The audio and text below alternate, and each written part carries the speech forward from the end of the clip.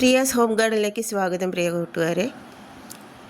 ഇതാണ് അന്നക്കുട്ടി എന്ന് ഞാൻ വിളിക്കുന്ന എൻ്റെ പ്രിയപ്പെട്ട അന്ന ഡ്യൂപ്പറി. വളരെ ഭംഗിയുള്ള ഒരു യെല്ലോ റോസാണിത്. ഞാൻ 1-2 വട്ടം പിടിപ്പിക്കാൻ ശ്രമിച്ച് പരാജയപ്പെട്ട റോസാണിത്. ഇത് നാടൻ റോസാണ്, മീൻസ് ഓൺ റൂട്ടഡ് റോസാണ്. തന്നെ നമുക്ക് കമ്പിൽ വേര് പിടിപ്പിച്ചെടുത്ത റോസാണ്, ബഡല്ല. അപ്പോൾ ഞാൻ കൂടുതലും ഓൺ റൂട്ടഡ് റോസസ്സാണ് വളർത്താറുള്ളത്. ബഡ് റോസസ് ഉണ്ടെങ്കിലും അത് നാടൻ ബഡ് റോസുകളാണ്. അപ്പം ഇതാ ഒരു വിശേഷം. ഇനി നമുക്ക് കുറച്ച് വിത്തുകൾ നട്ടാലോ. ഞാൻ എൻ്റെ പച്ചക്കറി തോട്ടത്തിലെ പച്ചക്കറി തൈകൾ പൊതുവെ വാങ്ങി നടാറില്ല. ഒന്ന് നമ്മൾ നഴ്സറിയിൽ നിന്ന് കിട്ടുന്ന മണ്ണ് മിക്കവാറും പെർഫെക്റ്റായിട്ട് ട്രീറ്റ് ചെയ്തതോ ശ്രദ്ധാപൂർവം തയ്യാറാക്കിയതോ ആയിരിക്കത്തില്ല. മിക്കവാറും കുഴഞ്ഞ ചെളിമണ്ണിൽ അവർ വേര് പിടിപ്പിക്കാനുള്ള എളുപ്പത്തിന് അങ്ങനെയാണ് ചെയ്യുക. അപ്പോൾ ആ തൈകൾ ഞാൻ വിചാരിക്കുന്ന ഗുണമേന്മ ചിലപ്പോഴൊന്നും ഉണ്ടാവാറില്ല. അതുകൊണ്ട് ഞാൻ തന്നെത്താനെ തൈകൾ ഉണ്ടാക്കാൻ പ്രിഫർ ചെയ്യുന്നു. ഞാനിവിടെ വീട്ടിൽ തന്നെ ഉണ്ടാക്കിയ കിച്ചൺ കമ്പോസ്റ്റ്, അതായത് അതിലേക്ക് ഒരു 3/4 ഭാഗം കിച്ചൺ കമ്പോസ്റ്റും 1/4 ഭാഗം ചാണകപ്പൊടി, ഉണങ്ങിയ ചാണകപ്പൊടി, അതിനകത്തേക്ക് വാമ അറിയാലോ, നമ്മുടെ വേരുകളുടെ വളർച്ചയെ ത്വരിതപ്പെടുത്തുന്ന ഒരു സൂക്ഷ്മജീവിയാണ് അത്. ചെറിയ വിത്തുകൾ തൈകളാകുന്ന ഘട്ടത്തിൽ അവ വളരെ ശക്തിയോടെയുള്ള വേരുപടലം ഉണ്ടാക്കുന്നതിന് സഹായിക്കുന്നു. അതോടെ തന്നെ അതിൻ്റെ കൂടെ സ്യൂഡോമോണസ്, പിന്നെ ട്രൈക്കോഡോമ, ഇത്രയാണ് ഞാൻ നമ്മുടെ വിത്തുകൾ ഒരുക്കുമ്പോൾ ചേർക്കുന്നത്. ഒരു കപ്പിൻ്റെ കണക്ക് പറഞ്ഞാൽ 3/4 കപ്പ് കമ്പോസ്റ്റ്, ചകിരി കമ്പോസ്റ്റ് അല്ലെങ്കിൽ കിച്ചൺ കമ്പോസ്റ്റ് അല്ലെങ്കിൽ കരിയില കമ്പോസ്റ്റ് ഏതായാലും കുഴപ്പമില്ല. അതിൻ്റെ കൂടെ നമ്മൾ 1/4 കപ്പ് ചാണകപ്പൊടി, ഉണങ്ങിയ ചാണകപ്പൊടിയാണ് നല്ലത്. അതിലേക്ക് ഒരു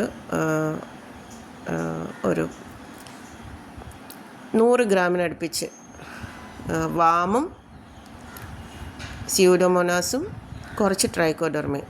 പിന്നെ ഇപ്പോൾ ചേർക്കുന്ന പെർലൈറ്റാണ്. പെർലൈറ്റ് ചേർക്കുന്നത് എന്തിനാന്ന് വെച്ചാൽ നമുക്ക് ഈ തൈകൾ വളരെ എളുപ്പത്തിൽ ഈ ട്രേയിൽ നിന്ന് ഇളക്കിയെടുക്കാനും ഇതിലെ വേരോട്ടത്തിനും വെള്ളത്തിൻ്റെ അബ്സോർപ്ഷൻ, ആവശ്യത്തിൽ കൂടുതൽ വെള്ളം ഒരുപക്ഷെ ചെന്നാലും തൈകൾ അഴുകിപ്പോകാതെ ഈ പെർലൈറ്റുകൾ ആ വെള്ളത്തിനെ അബ്സോർബ് ചെയ്ത് സഹായിക്കും.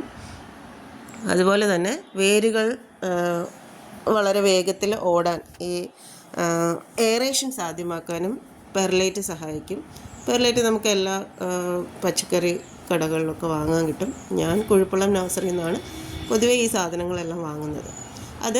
ഇത്രയും സാധനങ്ങളും കൂടി നമുക്ക് ഒരു പുട്ടുപൊടിയൊക്കെ നമ്മൾ നനച്ചെടുക്കില്ലേ, അതുപോലെ ഒരു പരുവത്തിന് ഒന്ന് നനച്ചെടുക്കണം. അതിൽ ആ മിശ്രിതത്തിൽ ചെറിയ നനവ് വേണം. എന്നിട്ട് ഇതെല്ലാം കൂടെ ഒന്ന് മിക്സ് ചെയ്തെടുക്കുക.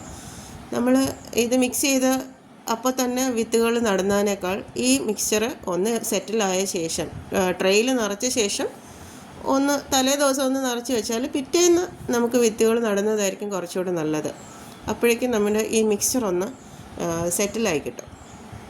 അപ്പോൾ ഞാനിവിടെ നമ്മുടെ സീഡ്ലിംഗ് ട്രേസ് ഉണ്ടല്ലോ, പ്രോ ട്രേസ് എന്ന് പറയുന്ന സാധനം, അതിനകത്ത് തന്നെയാണ് വിത്തുകൾ നടുന്നത്. കാര്യം ഇളക്കിയെടുക്കാനൊക്കെ അതാണ് നല്ലത്. അതുപോലെ വേരുകൾ കൂടിപ്പിണഞ്ഞ് പോകാതിരിക്കാനും ഇൻഡിവിജ്വലായിട്ടുള്ള തൈകൾ ഉണ്ടാക്കിയെടുക്കാനും ഒറ്റ തൈകൾ ഉണ്ടാക്കിയെടുക്കാനും ഈ പ്രോ ട്രേസാണ് നല്ലത്. വലിയ വിലയൊന്നുമില്ല, നമുക്ക് പല സൈസിലുള്ളത് കിട്ടും. ഇത് ഇച്ചിരി വലിപ്പം കൂടിയ പ്രോ ട്രേ ആണ്. ഇത് കുറച്ചുകൂടി വലിയ തൈകൾ, അതായത് വഴുതന, കത്തിരി, ബീൻസ്, പയർ അതുപോലെയുള്ളവ മുളപ്പിക്കാനാണ് ഞാൻ ഉപയോഗിക്കുന്നത്. അതുകൊണ്ട് കുറച്ച് വലിയ കുഴിയുള്ള, കുറച്ച് കൂടുതൽ ഈ മിശ്രിതം കൊള്ളുന്ന കുഴികളുള്ള പ്രോട്രേസും ഉണ്ട്. അല്ലാതെ കുറച്ചുകൂടി ചെറിയ കുഴികളുള്ള, അതായത് പാലക്ക്, ചീര, പിന്നെ അങ്ങനെയുള്ള ചെറിയ തൈകൾ മുളപ്പിച്ചെടുക്കാനും ഉപയോഗിക്കുന്നുണ്ട്. മുമ്പ് ഞാൻ തൈകളുടെ ഒരു പരുവം നിങ്ങൾ കാണിച്ചിട്ടുണ്ട്. ഇതൊന്ന് മുളച്ച് വന്നോട്ടെ, അപ്പോൾ ഞാൻ ഈ മാറ്റി നടന്ന പരുവം കാണിക്കാം. ഞാൻ കുറഞ്ഞത് ഒരു 5 പരുവം ആകുന്നത് വരെ ഈ പ്രോ ട്രേസിൽ തന്നെയാണ് തൈകളെ സൂക്ഷിക്കുന്നത്. അപ്പോഴേക്കും അവയുടെ വേരുപടലമൊക്കെ അത്യാവശ്യം വളർന്ന് പിന്നെ മാറ്റി നട്ടാലും വളരെ എളുപ്പത്തിൽ ഇവ വളർന്നു വരുന്നതിന് സഹായിക്കും. അപ്പോൾ കുറച്ച് സ്പേസ് ഉള്ള ഒരു പ്രോട്രയാണ് ഞാൻ അങ്ങനെയുള്ള തൈകൾക്ക് വേണ്ടിയിട്ട് തക്കാളി തുടങ്ങിയ തൈകളൊക്കെ പാകാൻ വേണ്ടി ഉപയോഗിക്കുന്നത്. പിന്നെ എളുപ്പത്തിൽ മാറ്റി നടാവുന്ന ചീര, പാലക്ക്, കെയില് അങ്ങനെയുള്ള സാധനങ്ങളുണ്ടല്ലോ, അതൊക്കെ ചെറിയ പ്രോട്രേസിൽ ഇതേമാതിരി ചെറിയ പ്രോട്രേസിൽ നിറയ്ക്കും. അത് നട്ട് വയ്ക്കും. കാര്യം നമുക്കത് പെട്ടെന്ന് മാറ്റി നടാനുള്ള തൈകളാണ്. അപ്പോൾ ഈ മിശ്രിതം നിറച്ച ശേഷം നമ്മൾ പതിയെ ഇതൊന്ന് നനച്ചു കൊടുക്കുക. കുത്തി വെള്ളം ഒഴിക്കരുത്. നമ്മുടെ സ്പ്രേയർ വെച്ചോ മറ്റോ ഒന്ന് നനച്ചു കൊടുക്കുക. എന്നിട്ടിതൊന്ന് സെറ്റിൽ ചെയ്യാൻ വയ്ക്കുക. സെറ്റിൽ ചെയ്യാൻ വച്ച ശേഷം പിറ്റേ ദിവസം നിങ്ങൾ വിത്ത് നടുന്നതായിരിക്കും എൻ്റെ അഭിപ്രായത്തിൽ നല്ലത്. കാര്യം ഈ സാധനം നമ്മളിതിനകത്ത് ചേർത്തിരിക്കുന്ന വാമും സ്യൂഡോമോണാസും ട്രൈക്കോഡേർമയും ചാണകപ്പൊടി ഇതിനെല്ലാത്തിനും ഒരു ഹീറ്റ് കണ്ടൻ്റ് ഉണ്ട്. ഇതെല്ലാം കൂടി ഈ കമ്പോസ്റ്റിലേക്ക് ചേരുമ്പോൾ ഒരു ചൂട് വരും. അത് മാറി ഇതൊക്കെ ഒന്ന് തണുത്ത് ഒന്ന് സെറ്റിലായിരിക്കുന്ന സമയത്ത് നമ്മുടെ വിത്തുകൾ നടുന്നതാണ് നല്ലത്. അപ്പോൾ നമ്മൾ നടുന്ന എല്ലാ വിത്തുകളും മുളച്ച് വരും. അപ്പം ഞാനിവയെ ഒന്ന് സെറ്റിൽ ചെയ്യാൻ വെച്ചു. ഞാനിതിൽ നടാൻ ഉദ്ദേശിക്കുന്ന ഈ പർപ്പിൾ ബീൻസിൻ്റെ വിത്തുകളാണ്.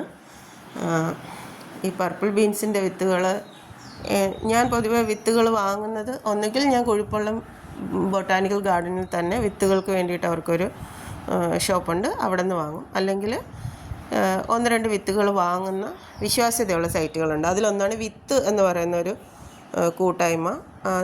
ഒരു സൈറ്റ്, അവർ ഓൺലൈനായിട്ട് വിത്തുകൾ തരുന്നു, അവിടെ നിന്ന് വാങ്ങാറുണ്ട്. ഇതൊക്കെ ഞാൻ തന്നെത്താൻ വിത്തുകൾ പാകി മുളപ്പിച്ച് മാറ്റി നട്ട് ഏതാണ്ട് കായ്ക്കാറായി നിൽക്കുന്ന തക്കാളി തൈകളും വേങ്ങേരി വഴുതന, ഇതൊക്കെ വേങ്ങേരി വഴുതന തന്നെത്താൻ മുളപ്പിച്ചെടുത്ത് ക്യാപ്സിക്കം, ഈ തക്കാളി തൈകളൊക്കെ ഞാൻ തന്നെത്താൻ മുളപ്പിച്ച് എടുത്തതാണ്. വളരെ ഭംഗിയായിട്ട് കായ്ച്ച് നിൽക്കുന്നുണ്ട്. ഓരോ കൊമ്പിലും അതിന് താങ്ങാൻ പറ്റാത്ത പോലെ തക്കാളി പിടിച്ചിട്ടുണ്ട്. കുറച്ചുകൂടി ഒന്ന് മൂത്ത് കഴിഞ്ഞാൽ നമുക്ക് പറിക്കാറാവും. നിറയെ തക്കാളി പിടിച്ചിട്ടുണ്ട്. ഇതൊക്കെ ഇവിടെ നമ്മൾ തന്നെത്താൻ മുളപ്പിച്ചെടുത്ത വിത്തുകളാണ്. അമരപ്പയർ, ക്ലസ്റ്റർ ബീൻസ് നിറയെ പിടിച്ചിട്ടുണ്ട്.